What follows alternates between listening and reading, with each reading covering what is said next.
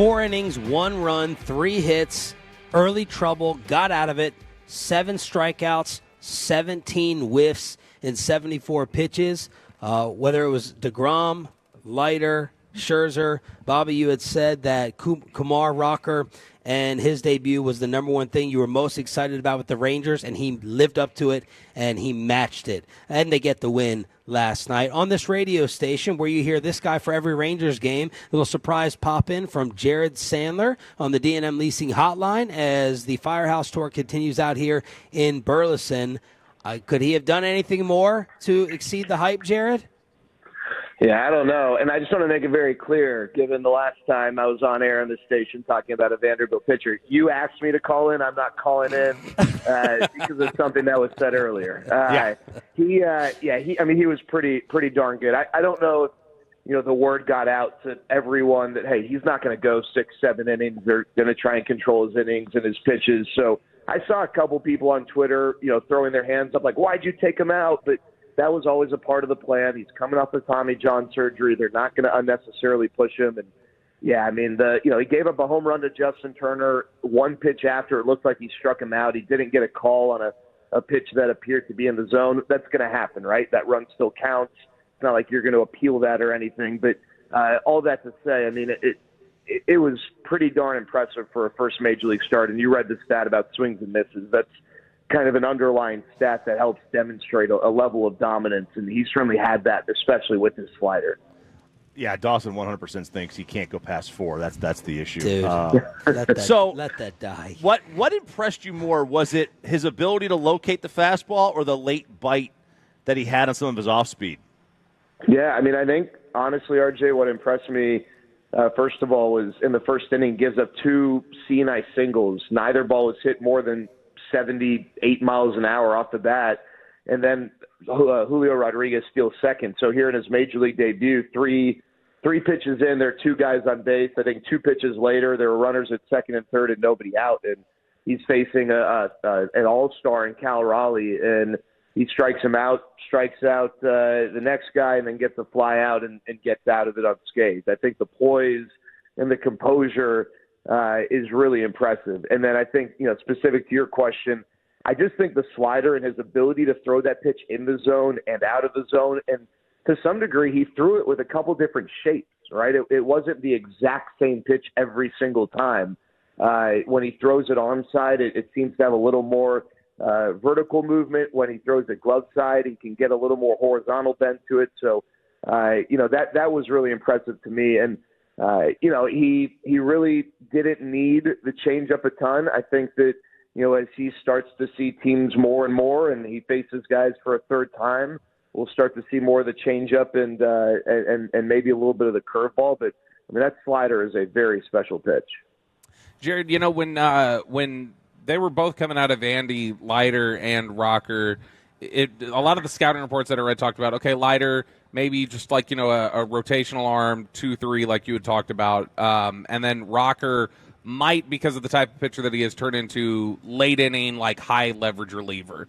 Let me stop right there, because I initially disagreed when Jared had said that. And I'm like, why draft at number 2 or 3 then? All that true, Jared? And is that common for a number 2 or 3 pitcher to just be projected for that low of a role? Yeah, I think if you look at the history, first of all, of pitchers selected number 2 overall, you're going to be incredibly underwhelmed. You have a lot of guys who either didn't make it, who ended up as, random relievers, some guys who are good starters, but it's not like there's a track record of guys getting drafted number 2 overall as pitchers who, are perennial all-stars.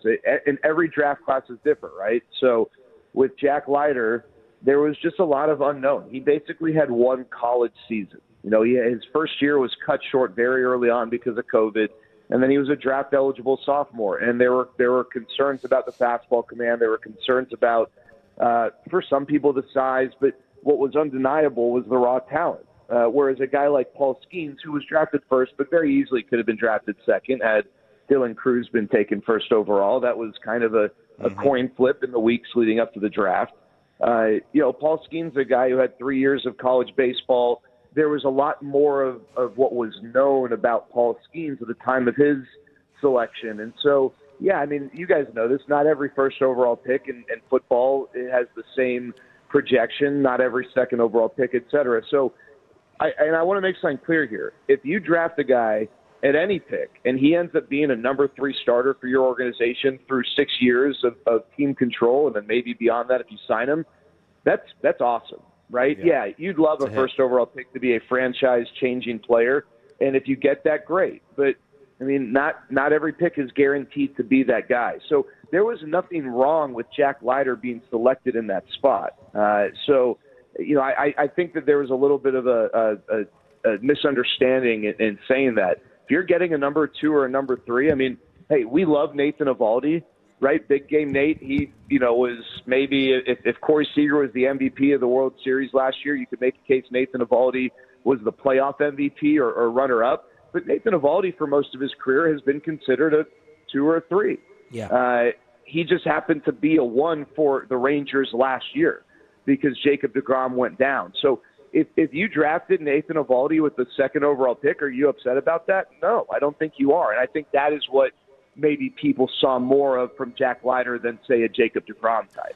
Jared Sandler joining us here on Shan and RJ on 105 through the Fan. Okay, Jared, so do you feel like that conversation, though, has flipped, like to where now it's Kumar Rocker is solidly a future starter, and that's kind of the way they view him, and the question of reliever might be more on Jack Leiter's future?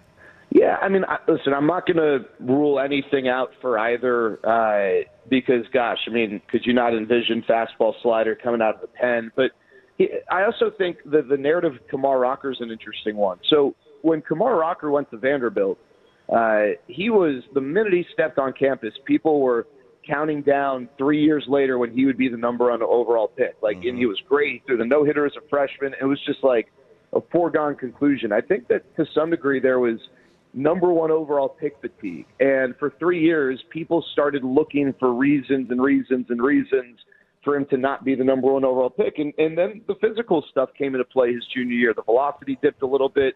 Turned out that, you know, he needed an operation. But, you know, Kumar Rocker had that sort of pedigree, right? You know, this is a guy who most people thought would be the number 1 overall pick. And I don't think that you draft, whether it's number 1 overall, whether it's 10 overall, whether it's 3 overall, I just don't subscribe to the idea of drafting a pitcher who you believe is going to be a reliever there. You know, it's happened with some teams. Tyler J was drafted in the top 10, and it was the White Sox or Twins or whoever drafted, they got burned by it, right? There's no reason to draft a guy who you think is going to be a reliever there. Now, if Kumar Rocker does not succeed as a starting pitcher and he ends up as a dude in the back of your bullpen, all right, you know, you take lemons and turn it into lemonade. But I think that Kumar Rocker has shown a level of growth in his brief professional career that has answered some of the concerns, which is what does he have other than the fastball and the slider? And is that velocity going to be what we need it to be? And he's, you know, he had the shoulder thing and then Tommy John and bam. I mean, he's out there throwing 97 with a nasty biting slider. So is it still a possibility? Yes. But I don't see it right now. I think there are a lot of people in the Rangers organization who think that he could headline a rotation for years to come. And with Jack Leiter, I think that people in the organization still feel like he's a starter. Now, he is going to go back to the bullpen this turn through the rotation, but he is still going to get bulk innings, and then the Rangers will see whether they flip him and put him back in the rotation. They just have too many starters right now, and they feel like they owe it to Max Scherzer to give him 3 starts to end the year. Same with Andrew Heaney, guys who are free agents to be with a chance to showcase some stuff. And with Heaney, I don't know this to be totally true, guys, but I think there might be some incentives that the Rangers want to honor and give him a chance to hit too. So could Leiter end up as a bullpen arm? Absolutely, but I still think the Rangers view him as a starter as well. Sandler, in terms of what you want to see next from Rocker, is it more pitches? Is it more innings? Like what progression do you want to see from him as a pitcher?